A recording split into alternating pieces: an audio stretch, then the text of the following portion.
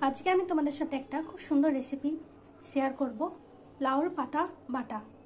পাতাগুলো আগের থেকে ভালো করে ধুয়ে জল ছেঁকে নিয়েছি। আর এখানে নিয়ে নিয়েছি কাঁচা লঙ্কা আর শুকনো লঙ্কা।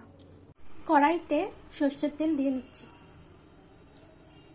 তেলটা গরম হয়ে গেছে। এবার দুটো শুকনো লঙ্কা, দুটো কাঁচা লঙ্কা এর ভিতরে দিয়ে দিচ্ছি। এবার রসুন আর পেঁয়াজটাও দিয়ে দিচ্ছি।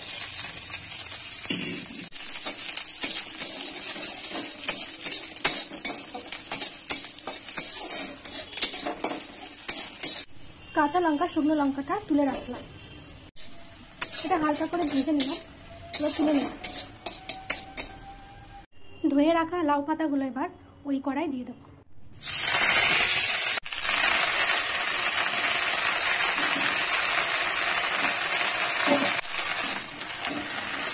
এইভাবে একটু হালকা করে ভেজে নিলে ভালো লাগে খেতে। এইভাবে হালকা নাড়াচাড়া করে নিলাম। এবার তুলে নেব আর সামান্য কালো জিরে দিয়ে নেব আর সামান্য লবণ। এই উপকরণগুলো একসাথে বেটে নেব। কড়াইয়ে সামান্য সর্ষের তেল দিয়ে নেব। তেলটা গরম হয়ে গেছে। এবার বেটে রাখা লাউ পাতা বাটাটা দিয়ে দেবো। দিয়ে নাড়াচাড়া করে নেব। কিছুক্ষণ নাড়াচাড়া করে নিতে হবে।